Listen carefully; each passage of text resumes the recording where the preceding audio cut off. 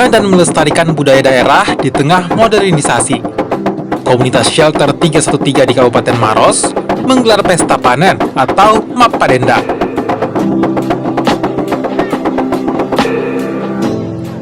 Pesta panen ini digelar di Jalan Poros Bulu-Bulu, Desa Marumpa, Kecamatan Marusu, Kabupaten Maros, Sulawesi Selatan. Tradisi Map Padendang umumnya dilaksanakan setelah panen raya atau memasuki musim kemarau pada malam hari saat bulan purnama.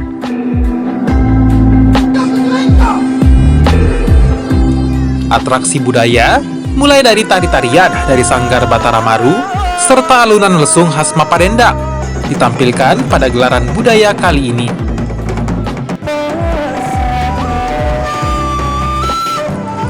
Pesta adat ini juga mendapat dukungan dari tokoh adat dan masyarakat serta pemerintahan setempat. Ada perbedaan dari tahun kemarin. Sejak perdananya saya menduduki yang namanya Pinati. Kali ini langsung dari orang tua almarhum, dan rasa syukur kami atas hasil panen kami yang cukup drastis, lebih bagus daripada tahun kemarin. Tradisi Map Padendang sendiri telah dilakukan secara turun-temurun dan telah menjadi hiburan tersendiri bagi masyarakat setempat.